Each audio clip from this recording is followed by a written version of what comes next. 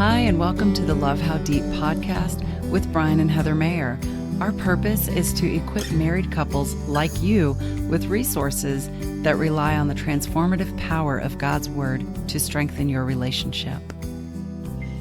Hey everybody, welcome back to another episode of Love How Deep. We're so excited that you're choosing to join us today, and just as always are hoping and praying that you find some useful things that you can implement in your marriage. Yeah. That's right. Yeah. And maybe we'll have a little bit of fun too as we do the episode. How about that?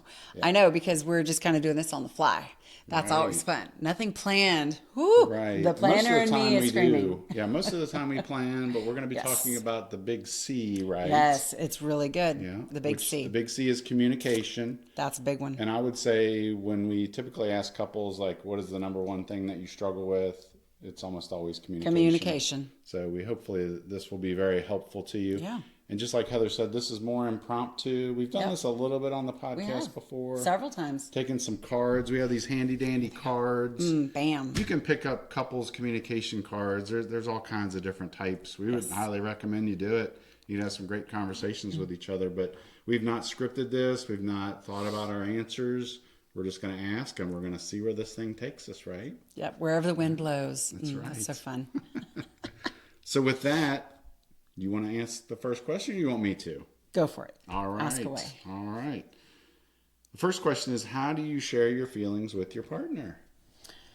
Well, I think that if they are strong feelings, if it's something that brings you a lot of emotion, like more negative kind of things, like I think there's a certain way to go about doing that. Okay. Like we talk to our couples about this all the time, about the way you share your feelings, or about a problem that is happening. Mm-hmm. I mean, if it's like if you're talking like I really like this restaurant, or I really enjoyed this place that we visit, or whatever, like that's a light thing. That's like a more positive thing. Mm-hmm. Or if you're even saying like I really don't like whatever, fill in the blank, like those are a little easier. I'm talking like going a little bit deeper to the things, the feelings that you have surrounding an issue or a problem or something that's going on in your marriage that's not good.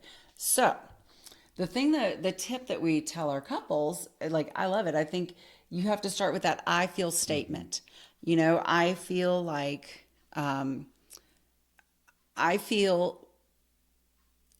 when I come home from work, I want my house to be a place of rest and restoration. I feel like I need to feel at peace, but when I've just cleaned the house and then I come home from work and there's clutter and stuff everywhere, my brain is cluttered, my heart is cluttered, I just feel like I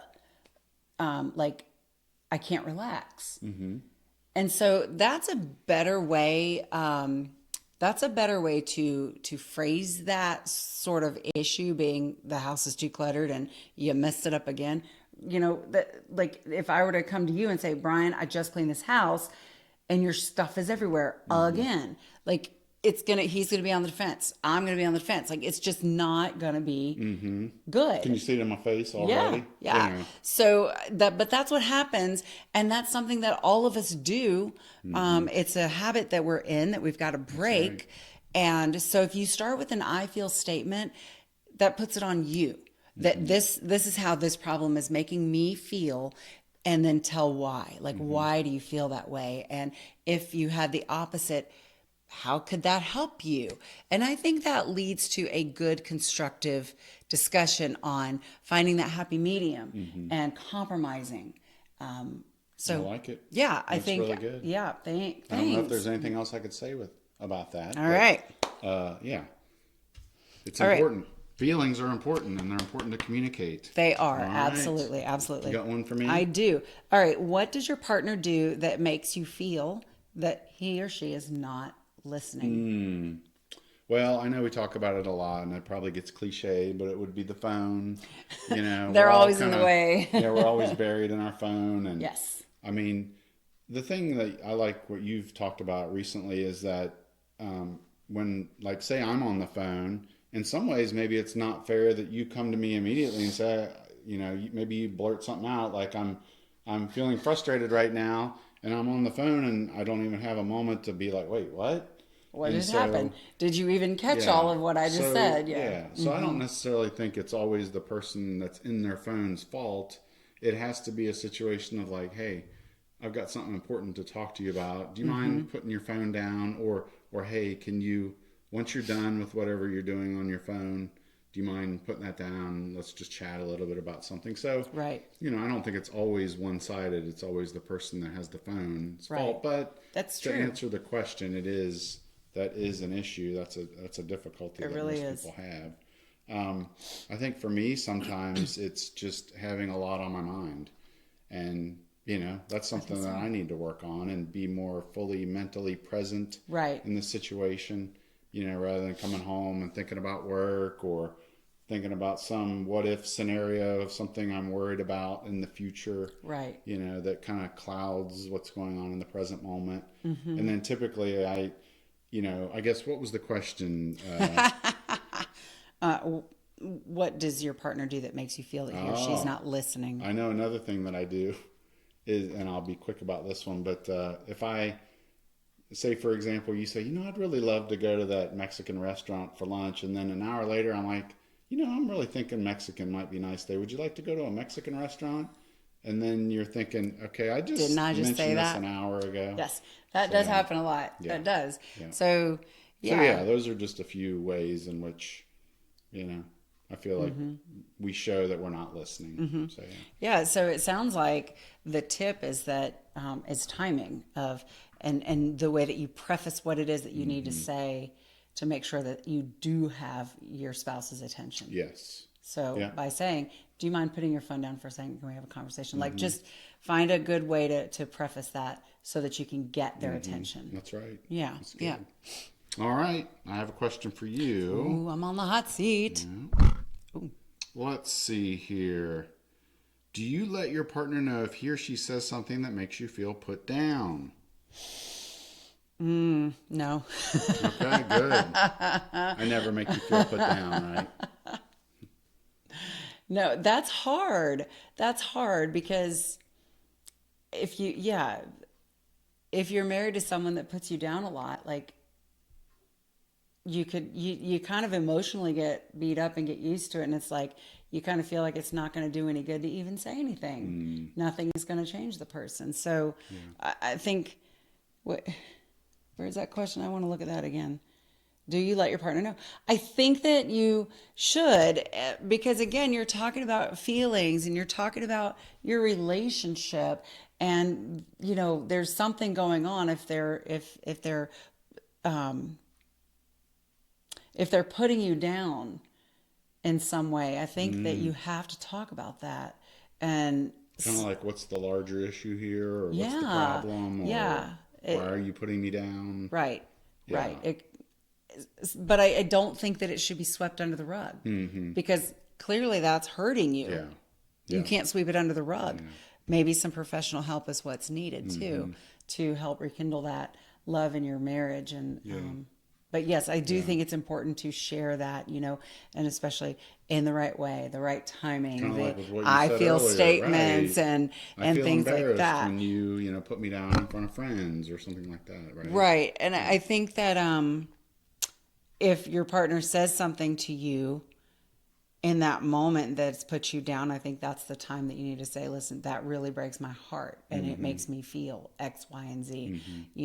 I think you do have to confront things like that as hard as it is. You do have to do that. That's right. Yeah. And I think that's one area we're really good at. We don't put each other down in front of others. Maybe we'll say some things in a joking manner, but we can kind of tell that if we're both laughing, it's fine. But if there were ever a situation where one of us were upset, then obviously we would want to stop that, even in a joking manner. Right, So, right. Yeah, you do have to watch that sarcasm. That's right. Yes. All right, you got a question for me? I do. All right. It's kind of along in the same vein of that. Do you find it difficult to share negative feelings with your partner? We've got a lot on feelings today. Yeah. It's so interesting. So, Well, do you find it difficult to share negative feelings with your partner? If so, why? yeah. Well, for some reason, my mind went to childhood on this one.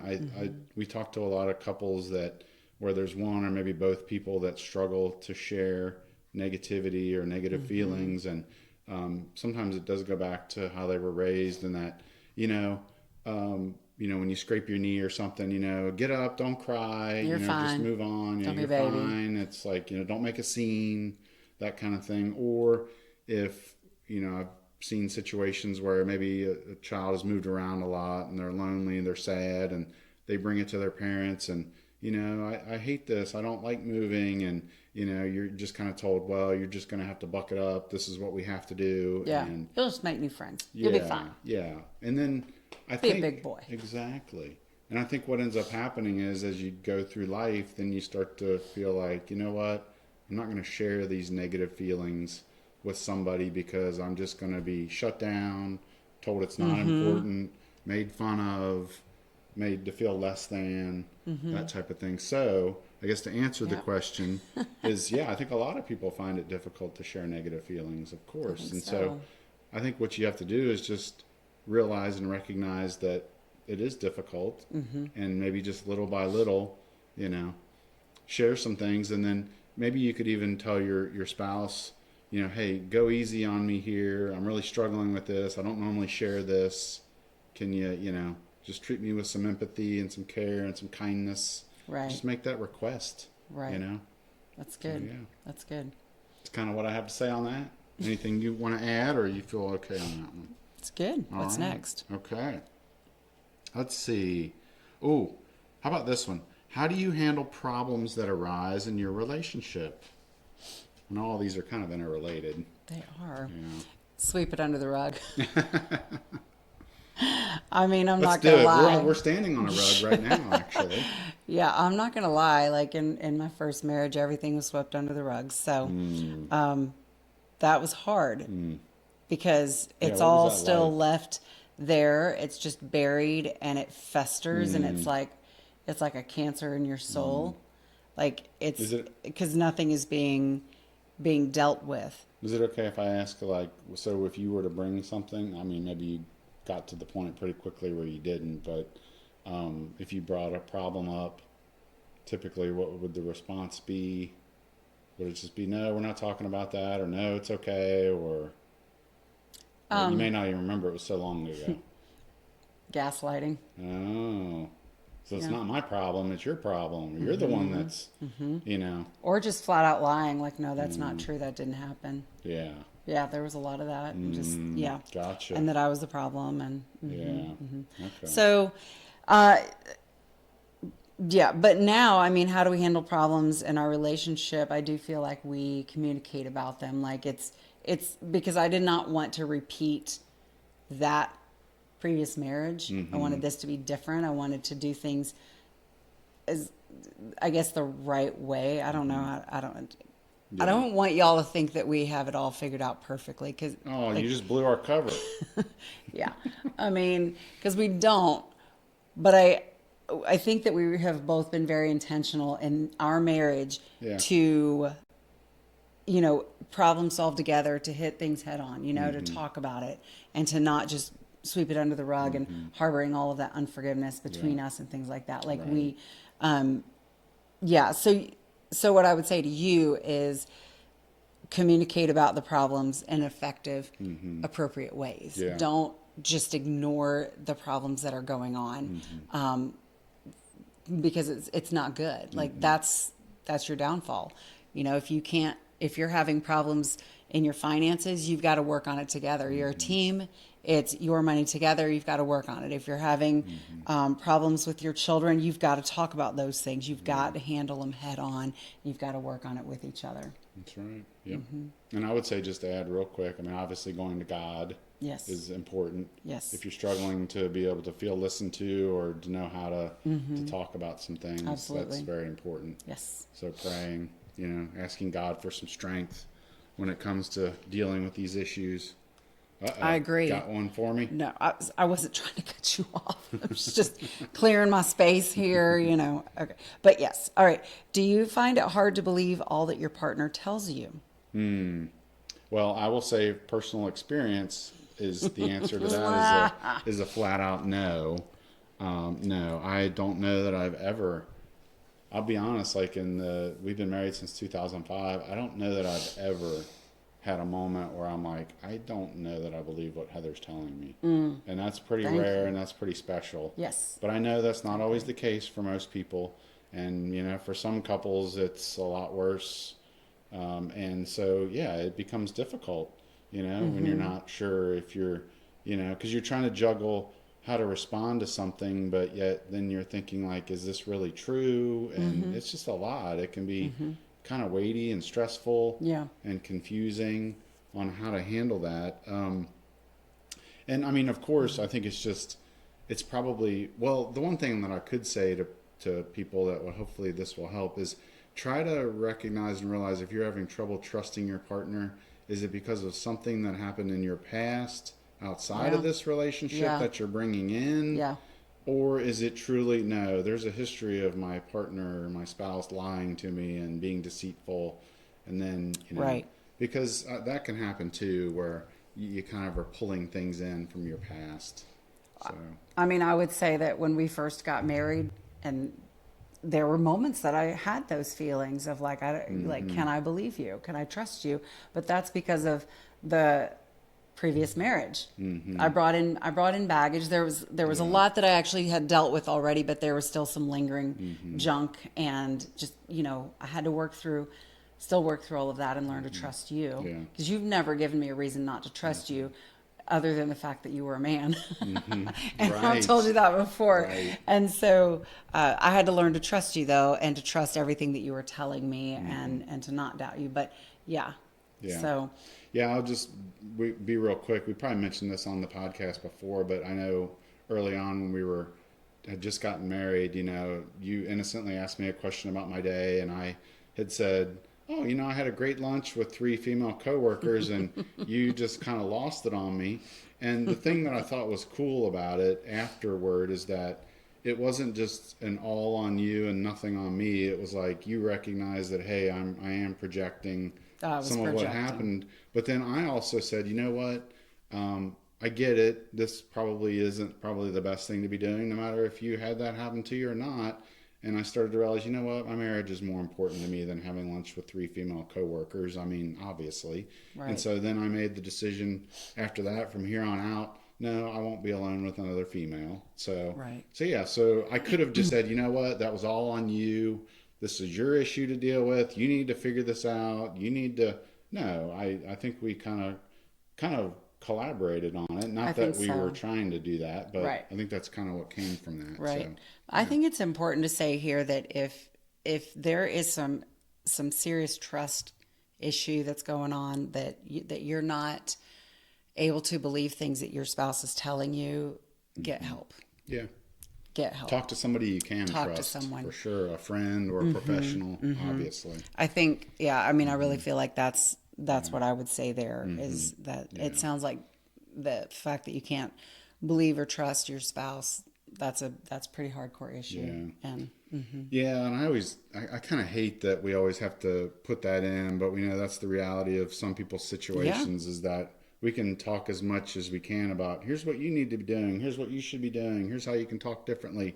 But there are times when the relationship is so abusive and over the top that the answer is to separate and find somebody you trust, get some help, and then hopefully maybe things can reconcile, obviously, but maybe they don't. So, but anyway, that's kind of the not so fun side of some of the things we talk about and have to deal with. But I mean, that's why we mentor couples that are hurting for these very reasons, and they need help, and they're very brave to get the help that they need. And so we would say the same thing to you. Yeah.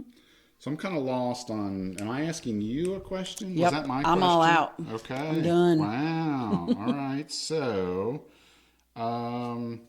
it seems like a lot of these questions are sort of interrelated. Are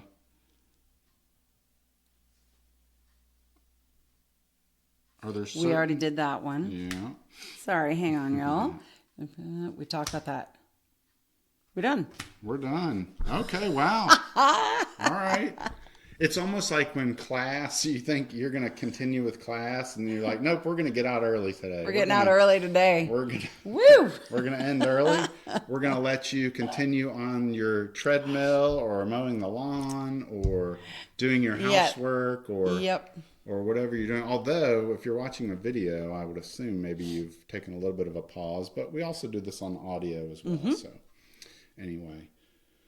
I think that's a digressing. wrap. Do you want me to go ahead and wrap us Yes, up and wrap us up. mention our free resource? Go for it. So we have a cool PDF, a worksheet. No, it's not a worksheet. It's a workbook. It's got several pages in it. It's on practical communication strategies, and I feel like it aligns perfectly with what we've been doing today. So if you would, we'll have a link in the show notes. The show notes are going to be at lovehowdeep.com/52. But really, anywhere where you see this video, we'll also have the link, or you can go to lovehowdeep.com and you will see the link there for this free resource. But get it, Practical Communication Strategies. You'll also be signed up to get our free newsletter, and you'll be able to stay abreast on everything that we are doing, and the shenanigans and the bloopers and the behind the scenes and the more professional times that we talk. So I think that's it, right? That's it. All right. Thanks so much for joining us. Take care until we talk next time. Bye.